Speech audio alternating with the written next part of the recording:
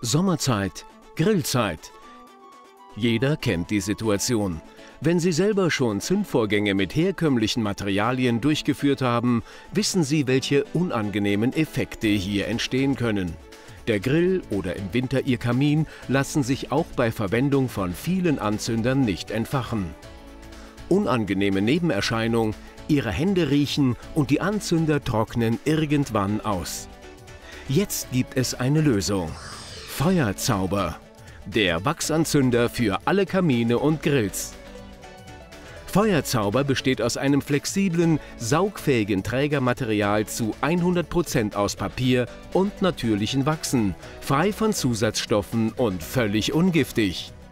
Feuerzauber ist wasserfest und daher auch interessant für alle Outdoor-Aktivitäten.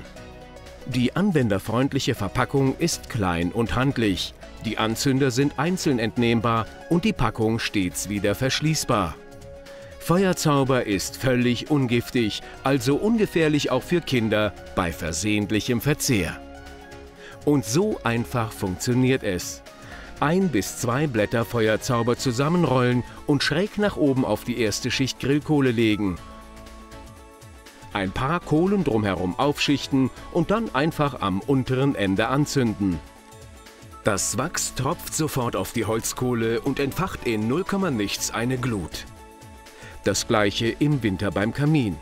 1 bis 2 Blätter Feuerzauber zusammenrollen und schräg nach oben gerichtet unter einen Holzscheit legen, am unteren Ende anzünden, auch hier entfacht Feuerzauber blitzschnell das Holz.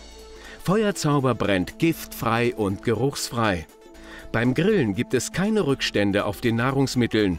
Das bedeutet gesundes Essen bei bestem Genuss. Feuerzauber bedeutet eine herausragende Brennwirkung und eine bisher nie erreichte Brennleistung in so kurzer Zeit.